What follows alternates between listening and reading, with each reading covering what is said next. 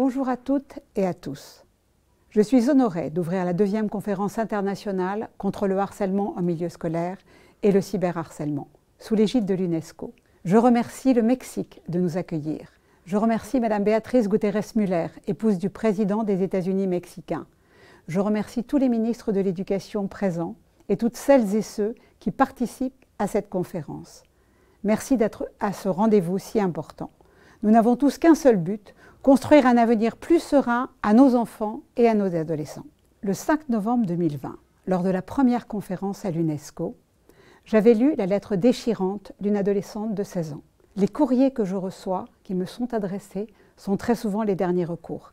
Ils ont tapé à plusieurs portes et ils finissent par taper à la porte de l'épouse du président de la République. À la suite de cette lecture, et encore maintenant, je suis contactée par des réseaux sociaux et par des plateformes pour identifier des solutions.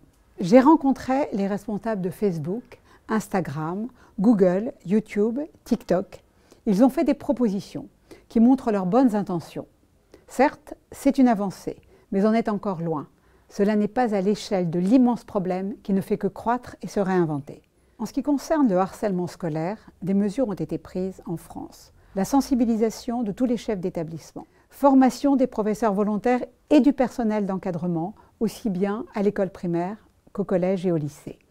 Mais aussi mobilisation d'élèves ambassadeurs volontaires qui sont des référents pour leurs camarades et qui sont leurs meilleurs porte-parole et leurs meilleurs confidents. Mais comme vous le savez, le cyberharcèlement prend aujourd'hui le relais. Je reprends l'histoire récente du hashtag Anti-2010 qui a énormément perturbé beaucoup de classes de 6e, où les pratiques violentes inspiraient des séries télévisées. Il y a une inventivité permanente et dangereuse parce qu'elle incite à la violence et qu'elle est souvent addictive et très contagieuse. Il est donc urgent de mettre en place des solutions. Par exemple, protéger les moins de 13 ans, car l'âge d'accès n'est pas respecté. Et 13 ans, c'est déjà très très jeune. On pourrait aussi dans un second temps s'interroger sur cet âge. Recruter des modérateurs humains qui ne soient pas qu'anglophones. Supprimer plus facilement, plus rapidement les contenus. Car c'est parfois chose très ardue de supprimer un contenu. Faire davantage de pédagogie en milieu scolaire et adapter les contenus à l'âge. Qu'enseigne-t-on à un enfant au primaire, au collège, au lycée? Que lui dire pour ne pas l'angoisser, mais tout simplement pour l'informer? Accompagner les parents qui le désirent et s'interroger sur comment les aider au mieux. Pourquoi aussi ne pas installer un verrou par défaut sur les outils numériques destinés aux enfants?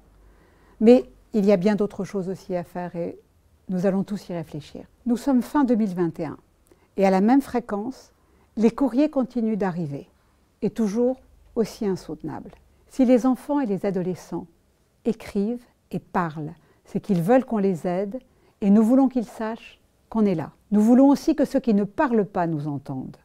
Ils ont besoin de vous toutes et tous et notre réponse doit être à la mesure de leur souffrance. En tant que professeur de lettres, je ne peux que penser à Victor Hugo, dans Les Contemplations. Son poème « Mélancolia » dénonce la souffrance des enfants, le travail des enfants. Je vous lis simplement le premier vers.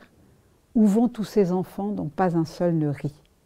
Je souhaite que ces mots continuent de nous interroger dans ce combat qui est le nôtre. Je vous remercie de votre présence et de votre mobilisation.